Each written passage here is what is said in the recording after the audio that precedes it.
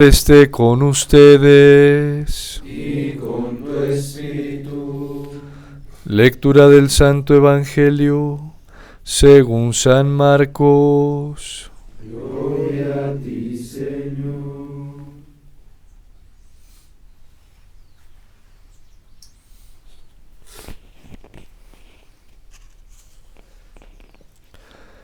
En aquel tiempo, como la fama de Jesús se había extendido tanto, llegó a oídos del rey Herodes el rumor de que Juan el Bautista había resucitado y sus poderes actuaban en Jesús. Otros decían que era Elías y otros que era un profeta comparable a los antiguos.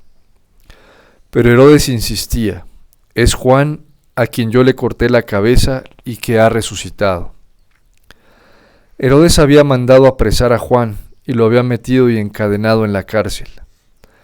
Herodes se había casado con Herodías, esposa de su hermano Filipo, y Juan le decía: no te está permitido tener por mujer a la esposa de tu hermano. Por eso Herodes lo mandó a encarcelar.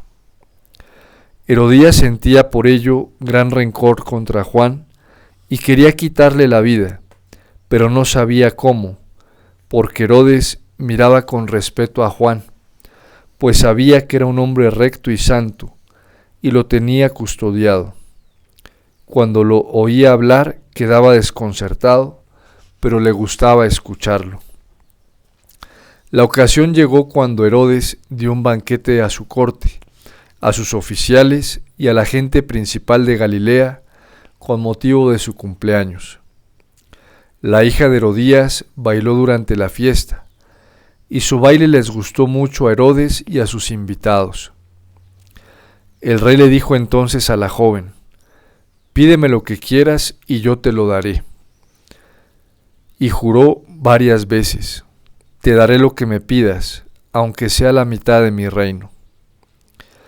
Ella fue a preguntarle a su madre: ¿qué le pido? Su madre le contestó: la cabeza de Juan el Bautista. Volvió ella inmediatamente junto al rey y le dijo: quiero que me des ahora mismo en una charola la cabeza de Juan el Bautista. El rey se puso muy triste, pero debido a su juramento y a los convidados, no quiso desairar a la joven, y enseguida mandó un verdugo que le trajera la cabeza de Juan. El verdugo fue, lo decapitó en la cárcel, trajo la cabeza en una charola, se la entregó a la joven y ella se la entregó a su madre. Al enterarse de esto, los discípulos de Juan fueron a recoger el cadáver y lo sepultaron. Palabra del Señor. Gloria a ti, Señor Jesús.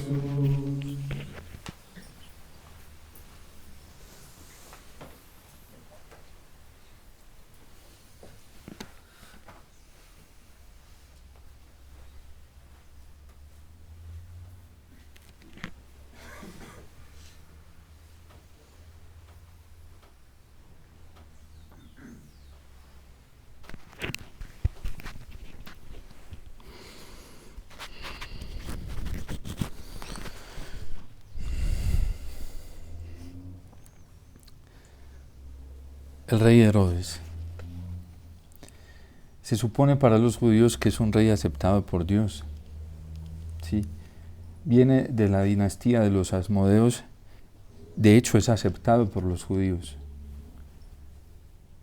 Roma, que tiene una política de tolerancia religiosa y política, acepta este tipo de propuestas por parte de los judíos, que les tengan un rey.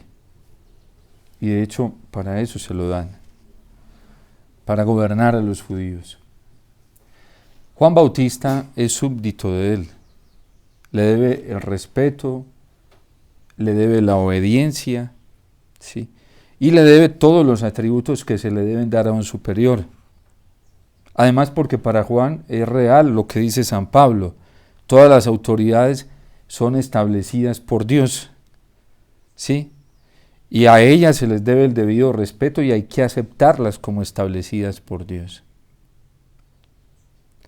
Pero la relación entre los dos se comienza a descomponer. Y a pesar de que Herodes lo escucha, porque así nos dice la palabra de Dios, y le agradaba escucharlo, lo encarcela, lo encierra. ¿Por qué? Por una razón, porque estaba denunciando un comportamiento incorrecto, ilícito, a su superior. ¿Será una manifestación de rebeldía de parte de Juan el Bautista, a quien él debe respetar? ¿Será falta de respeto, falta de reverencia? Es que hay una autoridad superior siempre, y es la verdad, y es Dios, y es su palabra, y es su voluntad que está por encima de todo, siempre. De hecho, la Iglesia siempre nos ha enseñado y transmitido esa enseñanza de una manera clara y serena a nosotros los católicos. Fue la advertencia, por ejemplo, del Concilio Vaticano II. En varios de sus documentos se ve claramente. Fue luego también la enseñanza posterior al Concilio Vaticano II, por lo menos en los documentos oficiales papales, ¿sí?, que nos vinculan en una obediencia de conciencia a la verdad. Porque hay intervenciones, ha habido intervenciones de los papas y ellos son libres de tenerlo, más como opinión personal de ellos, pero por lo menos en las posiciones oficiales en las que nosotros nos debemos sujetar en una obediencia de conciencia, siguen vigentes. Por de ahí que el Concilio Vaticano II nos diga que todos los seres humanos, bajo obligación grave, debemos buscar la verdad. Y también nos dice la Iglesia que tenemos que saber dónde buscarla. El 8º mandamiento, por ejemplo, va dirigido a eso. Nosotros no podemos estar defendiendo posiciones personales, particulares. A eso le llamó el Papa Benedicto XVI la dictadura del relativismo, y luego posteriormente le llamó una constitución de un credo anticristiano que a modo de dictadura se implantó y da órdenes, y quien no se sujete a esas órdenes termina siendo excluido y excomulgado del contenido social. Y para el Papa Benedicto XVI el conjunto social se compone de varias realidades, entre ellas la Iglesia y la religión, entre ellas la cultura. Sí, una sociedad se compone de muchas realidades, la política. Cualquiera cree cuando habla el Papa Benedicto XVI. A mí me impresiona muchas veces la manera tan superficial que se lee al Papa Benedicto XVI. Porque él es muy consciente, quien lo ha leído sabe a qué se está refiriendo cuando él habla de una composición social. Y la gravedad cuando él dice que este credo anticristiano se ha impuesto socialmente, porque ¿eso qué quiere decir? Que este credo ya está metido en lo que compone una sociedad, un grupo social, que es la política, que es la religión, y entre ellos nosotros los cristianos y la misma Iglesia hace parte de ese contenido social, ¿sí? La educación, la ciencia. Entonces es más grave de lo que pensamos. Y es contra ese Herodes y Herodías que nos estamos enfrentando hoy los cristianos. Juan ya vivió eso. Lo vivió y prefirió la verdad primero a su libertad en esta tierra. Prefirió la verdad a su prestigio personal. Es porque lo encerró Herodes, la autoridad, lo metió a la cárcel y lo encerraron como un delincuente. ¿Sí? Y seguramente le hicieron el juicio como un delincuente, pero era la verdad la que él estaba defendiendo y se mantuvo firme, porque no era su verdad, no era lo que él pensaba, no era la deducción personal de lo que él creía que era correctamente bueno. Y es tan grave, nos dice el Papa Benedicto XVI y la misma Iglesia, de hecho el 8º mandamiento, que es todo un desarrollo doctrinal de eso, es tan grave cuando nosotros deducimos qué es verdad, qué es bien, qué está mal, y defendemos eso, sin tener en cuenta el conjunto íntegro de la palabra de Dios y de la verdad que la Iglesia, que es la única que tiene la autoridad para darnos la correcta interpretación, sin tener en cuenta, decimos y establecemos qué está bien y qué está mal. De hecho, Satanás se perdió por esto. Y eso fue lo que le transmitió a Adán y Eva. Y los puso a dudar de Dios.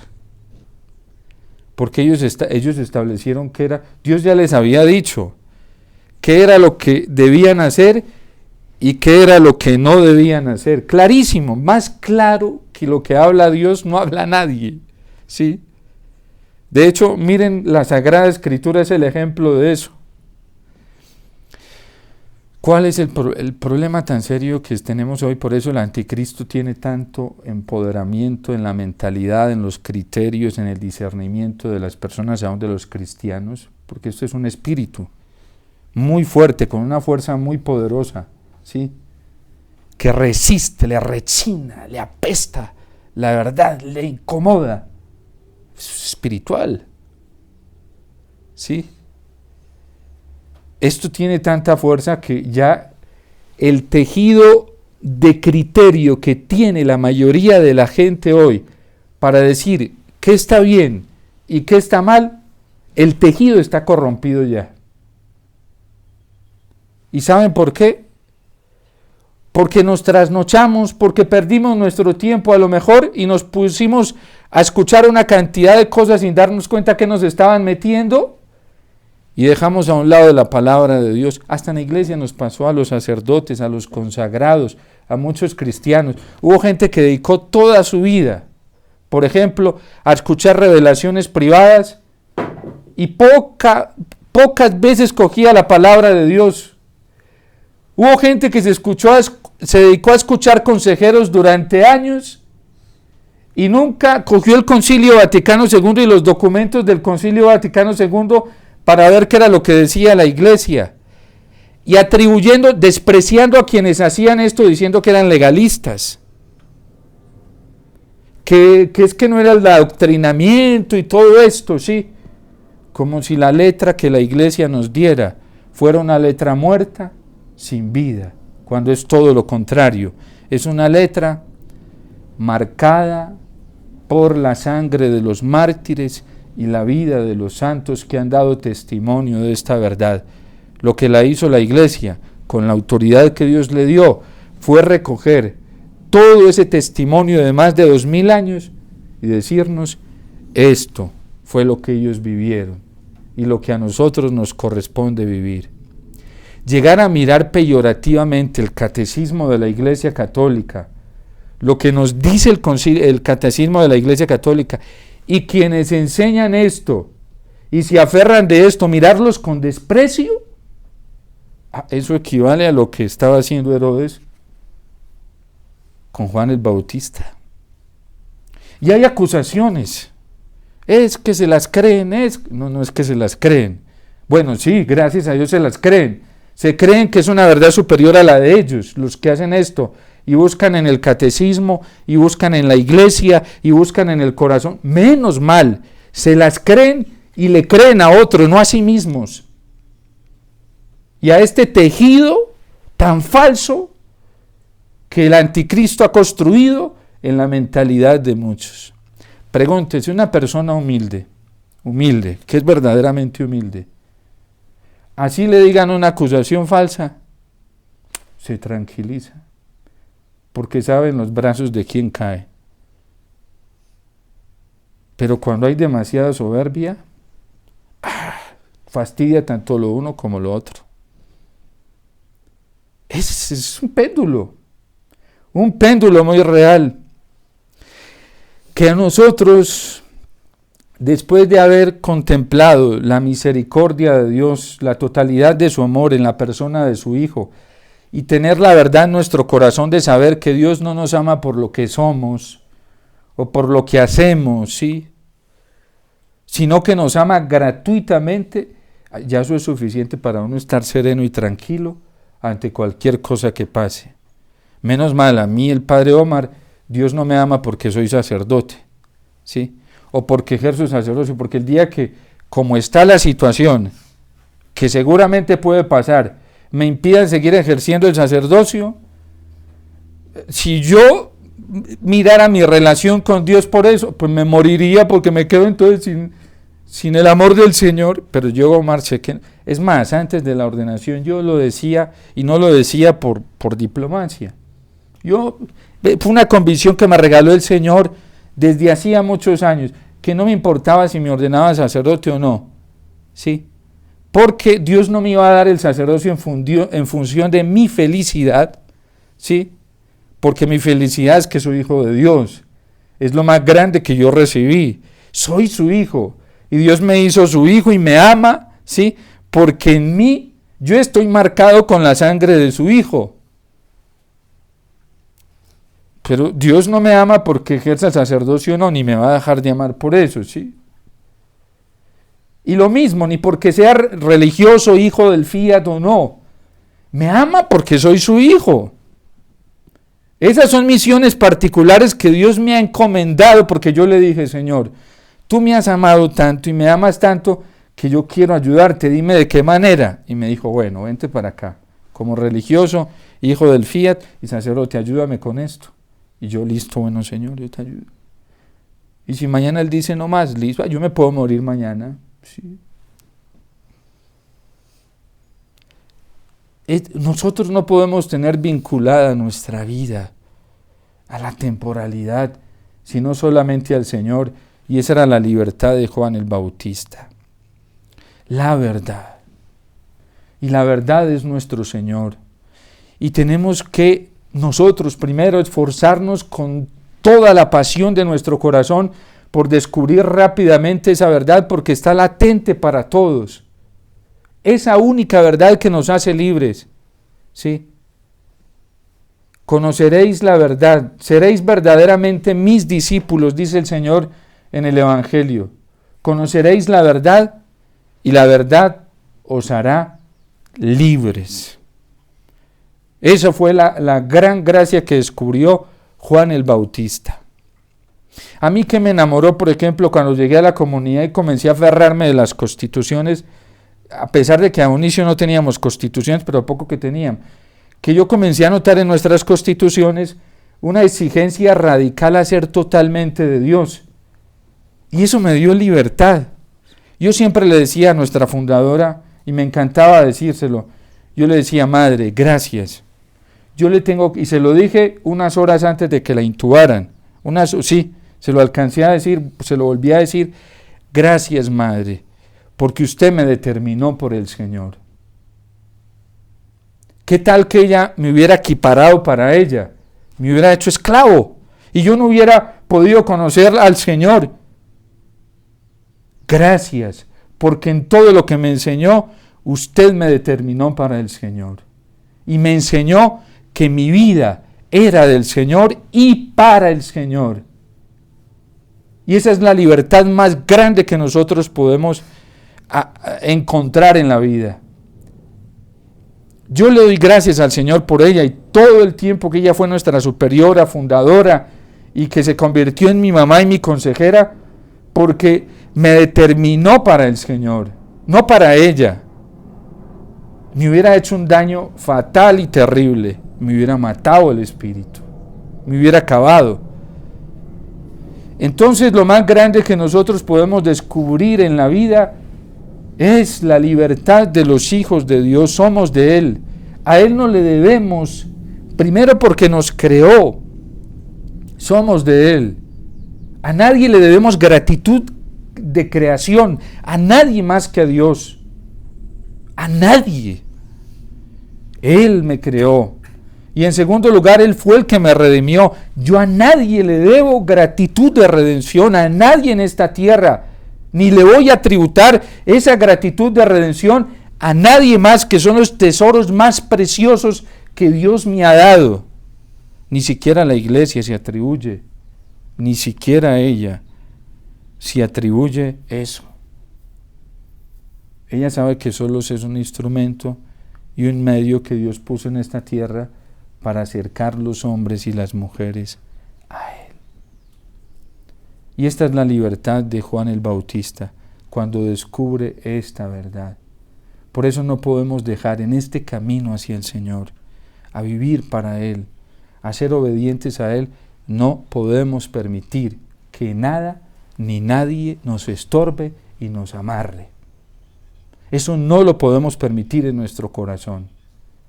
Y ante eso nos tenemos que oponer deliberadamente, como lo hizo Juan el Bautista, al precio de la propia vida y de su propia cabeza.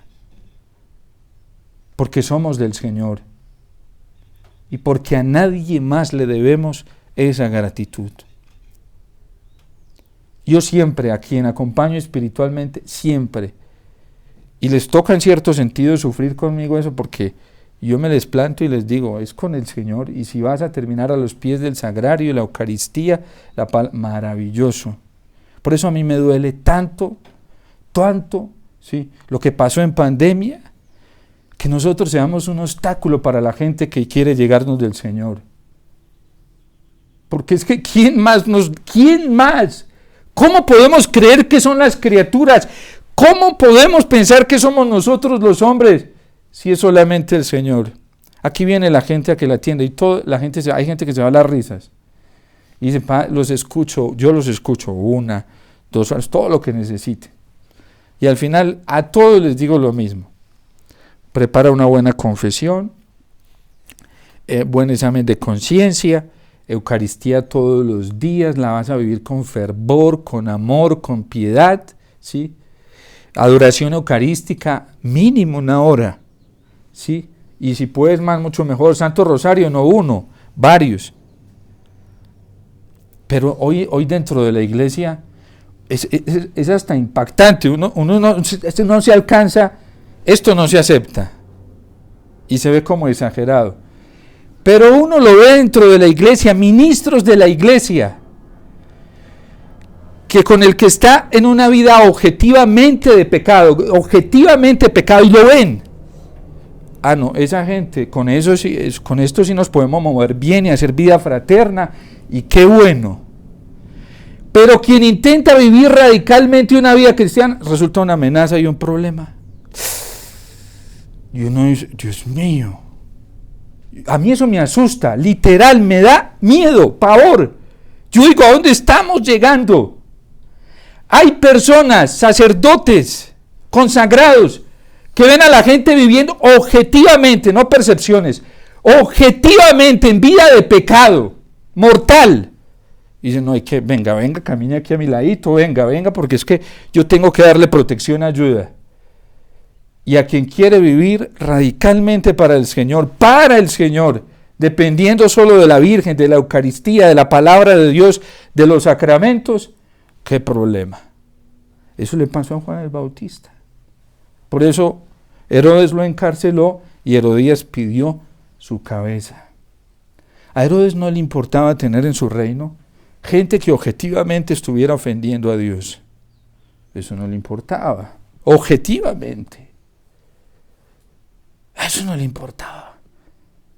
Pero sí le molestaba tener gente que estuviera viviendo para Dios. Eso es el anticristo hoy. Eso es. Creen que si estamos esperando una persona, pues el diablo no trabaja así. El Papa Benedicto XVI nos decía que es un sistema ideológico. ¿Qué significa ideológico? Que está metido en el modo de pensar de la gente y de los cristianos y de muchos, ¿sí? Y por eso la verdad resulta tan fastidiosa, la verdad del Señor. A uno le extraña, de verdad, yo me quedo profundo, yo no puedo, y a veces Llego, menos mal tengo al Señor y le pregunto y le digo, Señor, tú que eres la verdad. Y el Señor lo pacifica y le muestra con mucha claridad a uno a través de su palabra y de la misma iglesia. A mí me da mucha paz eso, que tenemos la iglesia, que hoy tenemos el catecismo, porque bueno, ante las dudas yo digo, porque Señor, yo no te quiero fallar ni a ti ni al prójimo, ¿sí? Porque el prójimo para el Señor yo tengo que mirar a los demás como los mira el Señor, con el mismo amor y la misma delicadeza. Son sus criaturas y sus hijos. Yo contaba ahorita en Alexio una anécdota que se me vino, el Señor me dio como eco del Salmo de ahorita, que el Señor es mi luz y mi salvación, es la defensa de mi vida. Cuando yo, antes de conocer al Señor, yo tuve un odio muy grande hacia mi hermano mayor, sí, muy grande, y eso iba creciendo y el veneno iba creciendo, hasta tal punto que pero eso era una cosa mortífera, ¿sí? Una cosa tan terrible que yo no la podía retener. ¿Por qué? ¿Por qué se había creado en mí? Porque mi papá estuvo ausente muchos años de mi vida, ¿sí? Y yo veía muchas amenazas, personas que me la querían montar, en fin, que hasta me pegaban, y yo esperaba la protección de alguien más fuerte que yo. Eso era yo. Y yo mismo establecí que quien debía darme esa protección era mi hermano mayor. Y el pobre seguramente intentaba desde sus límites, porque lo intentaba y lo hizo, y hoy le doy gracias al Señor porque fue un buen hombre, a pesar de todo, muy humilde. A pesar de todo, intentó, desde las limitaciones que él tenía, intentó, pero yo lo veía de otra manera. ¿Por qué? Porque yo estaba herido, yo estaba ciego por la hierba amarga que decía la carta a los Hebreos esta semana, que tenía envenenado mi corazón, y yo lo veía de otra manera, ¿sí? Lo veía era que me despreciaba, que no me quería, que no era un verdadero hermano, en fin, así yo catalogaba todo eso. Y entonces, cuando yo conocí al Señor, yo le pedí perdón, yo me fui a confesar y le pedí perdón al Señor porque dije, Dios mío, yo le estaba exigiendo a mi hermano algo que él no tenía por qué darme, ¿sí? Y yo fui un injusto y un descarado y un atrevido con mi hermano. ¿Cuánto daño le hice a mi hermano? Me lo hacía yo y se lo hice a él. Porque el Señor me mostró, es que tu protector soy yo, no tu hermano. No andes pidiéndole a él porque él no está para suplantarme a mí. Yo soy el que te protejo, y yo lo sentí, lo experimenté en mi vida, tanto que fue un amor tan grande que me ha acompañado durante años, y yo feliz. Y ahí cambió, eso fue instantáneo, se me quitó eso que tan amargo que tenía en el corazón. Desde ahí yo me quiero con mi hermano, nos queremos los dos de una forma tan impresionante, y yo nunca tuve que invitarlo a cenar, a comer, nada. Y nos queremos, y yo sé, aunque no compartimos físicamente, que estamos muy íntimamente unidos. Y yo en la distancia siento el amor de él, la cercanía de él, el respaldo de él, lo siento profundamente. Y él también me lo expresa y yo le creo. Porque el anticristo nos ha llevado a establecer unos parámetros de relaciones fraternas falsos. Como si nosotros fuéramos la autoridad para establecer la fraternidad en la iglesia, en el mundo, y eso no es cierto. De hecho, el Concilio Vaticano II es muy claro. Los papas han sido demasiado claros. La fraternidad a la que está llamada la humanidad es una fraternidad a semejanza de la Trinidad, no en personas humanas. Y por eso el Señor nos lo advirtió. Jesús nos dijo, les doy un mandamiento nuevo. ¿Qué significa nuevo? Que no estaba. Ámense los unos a los otros como yo los he amado. Nosotros nos podemos amar de otra forma diferente. Y si no tenemos esa experiencia profunda con el Dios verdadero, no nos vamos a querer. No vamos a tener la capacidad ni siquiera de amar a nuestros enemigos, que es un mandamiento del Señor.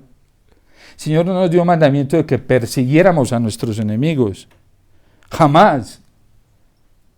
Ese no fue el mandamiento del Señor. Vayan y persigan a sus enemigos y acaben con... No, ámenlos. Ámenlos. Y rueguen por quienes los persigan. Pero uno se pone a mirar la realidad y es tan diferente. Ese fue el mandamiento que nos dio el Señor. Y por eso todos los días tenemos que ofrecernos por quienes están equivocados, por quienes a veces hacen la vida imposible en este mundo y en la vida cristiana y aún dentro de la iglesia. Amarlos como el Señor los ama. El Papa Benedicto XVI, viendo esta urgencia de retornar al verdadero amor en la encíclica Deus Caritas Es, nos estableció como Papa, ¿sí? Esto sí es de autoridad y debe la obediencia de nuestra conciencia. Como Papa, la correcta interpretación y aplicación del amor cristiano.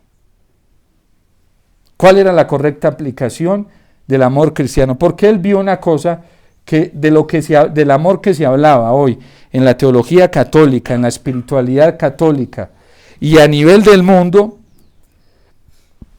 no era el del verdadero amor. Así dijeran que era amor de Dios, es que yo tengo mucho amor de Dios. Dios me dio a mí el don de su amor, sí. Pero falta verificar si es de Dios o no, sí. De hecho, él nos dio una encíclica muy hermosa posterior a la Deus Caritas Es, donde establece cuál es el verdadero amor cristiano y cómo se aplica ese amor cristiano en la caridad. Luego nos dio una encíclica que fue Caritas in Veritatis, ¿sí? Y decía que el amor no se puede vivir sin la verdad, porque el amor que se vive en la verdad es terrible, es un monstruo. En vez de enriquecer a la persona, la acaba. ¿A qué voy con esto? Hay una urgencia muy grande de que todos descubramos el verdadero amor. Todos, yo el primero, necesito descubrirlo. En segundo lugar, que la ayuda más grande que nos podemos prestar los unos a los otros, y tenemos que apoyarnos en eso, es en ayudarnos a que descubramos, no imponer lo nuestro, a descubrir rápidamente ese amor de Dios. La gente me dice, padre, pero ¿por qué a toda hora la Eucaristía? Porque no hay otra manera. No hay, por eso a mí me angustia, me duele. O sea, yo digo, Dios mío, ¿a dónde vamos a llegar así? Todo el tiempo que nos hemos apartado de la Eucaristía, o que la hemos vivido de cualquier manera, o que no hemos tenido la verdadera conciencia de lo que hay acá, es tiempo que le hemos dejado al anticristo y al demonio para que nos convenza de otra cosa falsa. Porque en Cristo Jesús se nos reveló la plenitud y la totalidad del amor del Padre, y se nos reveló en Cristo, se nos manifiesta en la Eucaristía. Hermanos, tenemos que ayudarnos todos en esta tarea, en poder acercarnos conscientemente a Jesús Eucaristía. Ahí está la manifestación del Padre. Este es mi Hijo amado en quien yo me complazco. Escúchenlo. Y tenemos que ayudarle a la gente a esto. Hoy nuestros hermanos que van a misión, hay que ayudar, hay que atraer a la gente, no hay que impedirle, hay que al contrario mostrarles a Jesús. La belleza de Jesús en la Eucaristía. Y en la iglesia los sacerdotes tenemos que propiciar, no que se encuentren con nosotros. ¿Para qué? Si estamos untados de la misma debilidad de todos. Y hay gente, por ahí un grupo se estaba dividiendo conmigo, ¿sí? Conmigo, porque que yo les estaba dañando la espiritualidad. Vea, pueden ir a mirarlas, más de, yo no sé cuántas homilías hay en internet, están. Siempre le he dicho lo mismo a la gente, vengan a la Eucaristía. Yo nunca les he dicho, miren al Padre Omar, muévanse como se mueve el Padre Omar. Si para la izquierda se movió el Padre Omar, es lo único que les he dicho, vengan a la Eucaristía, a la Eucaristía. Es más, antes de ser sacerdote, yo siempre se lo he dicho a la gente, tienen que venir a la Eucaristía. Es Jesús Eucaristía, no existe otro lugar, otro espacio donde esté la verdad que nosotros necesitamos conocer y tenemos la obligación grave, dice el concilio, grave de conocer la verdad, porque el día del juicio se nos va a pedir cuentas. Padre, pero es que no nos pida, si usted lo descubrió, nosotros todavía no. Deje, que eso es un proceso, Padre. Es una obligación que salta en lo más profundo, que yo me haya dedicado en la vida a prestarle más importancia a otras cosas que me parecieron más bonitas. Eso fue un problema de cada uno. Cada uno se dejó mover su corazón hacia donde tenía identificado su tesoro. El Papa Benedicto XVI dejó mover su corazón hacia donde tenía identificado su tesoro, y era Jesús, y por eso Dios lo bendijo y le dio luz, mucha luz, y cada vez le daba más, porque tenía un corazón recto y limpio. Miren, yo le doy gracias a Dios que nunca yo fui al catecismo para buscar defenderme de alguien. Nunca. Es más, cuando yo conocí al Señor, lo primero que hice fue comprarme, por ahí está todavía, una Biblia y un catecismo. Y ni lo sabía leer, pero yo quería buscar eso que estaba sintiendo tan fuerte y luchar contra marea, porque eso me decían, ¿para qué ponía a estudiar eso? Eso no es, hasta me rebatían. ¿Sí? Nunca, el Señor lo sabe, nunca lo hice por defenderme de nadie. Lo hice porque quería descubrir al Señor. Yo le doy gracias al Señor en mi comunidad porque yo nunca me pegué de las constituciones para defenderme de alguien. Nunca.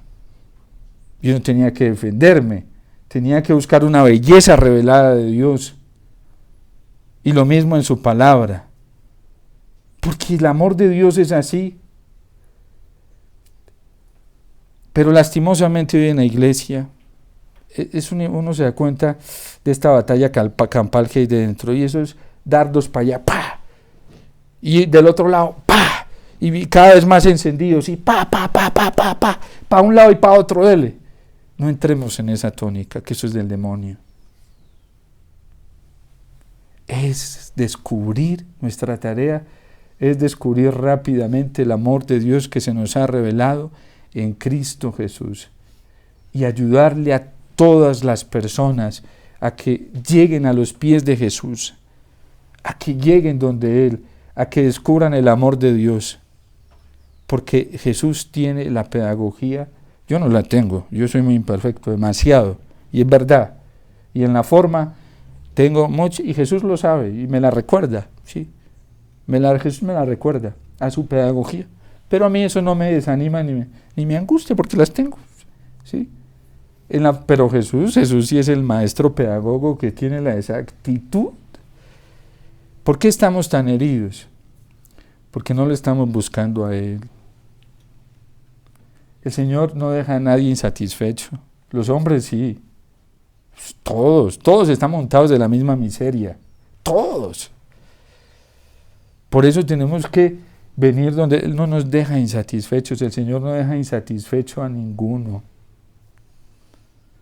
Pidámosle al Señor esa gracia de poder tomar conciencia de que Él es el camino, la verdad y la vida, que encontrarlo a Él es lo más grande que nos puede pasar, que experimentar su amor es lo más liberador que nos puede pasar.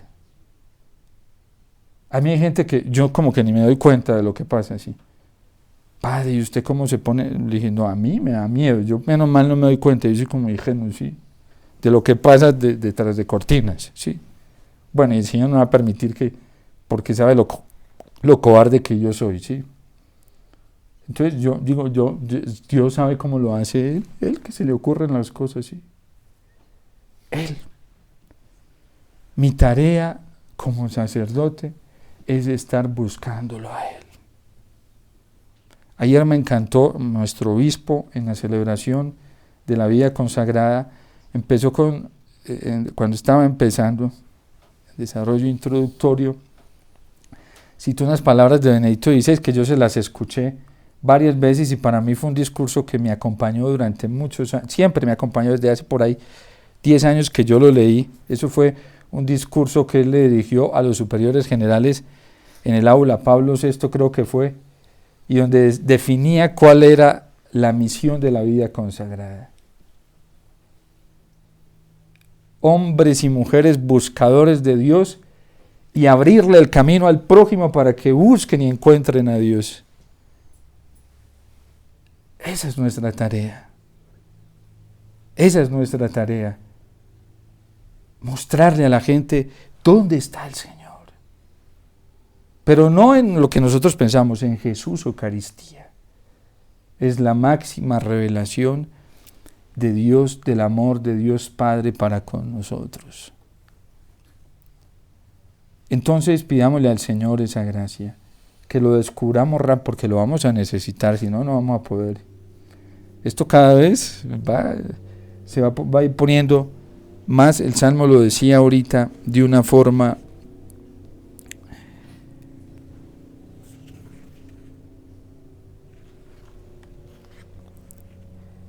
dice, porque el Señor me procuró un refugio en los tiempos aciagos. Estos son tiempos aciagos, ¿sí? Y esto va a seguir incrementando. No nos está diciendo que el refugio está en los hombres, que es Él, ¿sí? Me esconderá en lo oculto de su tienda y Él me pondrá a salvo. ¿Qué nos dijo la carta a los hebreos? Que ¿cuál es la tienda para nosotros? ¿Sí? Es Cristo mismo. ¿Qué nos dijo San Juan? Que ¿quién es el verdadero templo donde estamos verdaderamente refugiados? Jesús mismo. Destruiré este templo y lo volveré a levantar en 3 días. Y se estaba refiriendo, dice San Juan, a su propio cuerpo. Y lo tenemos aquí en la Eucaristía. Ayudémonos todos a esto. Esa es la verdadera unión fraterna. A que todos nos enamoremos más radicalmente del Señor y lo descubramos. Si le queremos hacer un bien a las almas, traigámoslas al Señor. Si le queremos hacer un bien los sacerdotes a las personas que Dios nos ha puesto a acompañar como pastores, traigámoslas al Señor, mostrémosles, digámosle dónde está esa verdad, dónde se encuentra. Facilitémosle los espacios, los lugares, para que ellos lleguen donde el Señor. Es el Señor. Y Él sabe, Él hace llover su sol, hace llover sobre malos y buenos. Hace salir su sol sobre justos e injustos. Ese es el Señor. Ese es el Señor. La selección, nos lo dijo el Papa Benedicto y lo advirtió, la selección de los peces malos y los peces buenos en la iglesia no nos corresponde a nosotros. A ninguno Dios le dio esa autoridad más que a Cristo el Señor. Dios es muy cuidadoso con las personas, con las almas. Moisés, cuidado. Antes de acercarte, quita las sandalias de tus pies, porque ese lugar es santo. Dios sabe a quién le permite un conocimiento de las debilidades de otro. El diablo también sabe a quién. A quien Dios se lo permite sabe que esas personas van a trabajar en pos de la salvación y del bien de las almas. El diablo las lleva a la destrucción, a acabar con el prójimo, a impedirle acercarse al Señor, a impedirle descubrir su amor. Dios no, porque hace llover sobre buenos y malos, hace salir su sol sobre injustos e injustos. Ese es Dios nuestro Padre, y que quiere, esa es su voluntad, que todos los hombres se salven, todos, y lleguen al conocimiento de la verdad, y que no le permite ni siquiera a su iglesia hacer la selección de los peces malos y buenos, ni siquiera a su iglesia, porque eso le corresponde solamente a Él, solamente al Señor. Sembraron cizaña, déjanosla arrancar. No. Porque es que mientras arrancan la cizaña pueden también cortar trigo. Eso es para el Señor. A nosotros nos corresponde descubrir su amor y facilitarle a las almas, a todos, buenos y malos. Bueno, todos en esencia somos buenos porque somos creados por Dios, ¿sí? Eso nos lo enseña el catecismo. Pero sí, eso le corresponde es al Señor. Porque Él es el que hace llover sobre buenos y malos, sobre justos e injustos. Acerquémonos nosotros a esta gracia y permitamos y ayudemos a muchos a que lleguen a esta gracia, que es el Señor y es la verdad misma de Dios. Al fin de cuentas, Juan lo que hizo con Herodes fue tratar de acercarlo al Señor.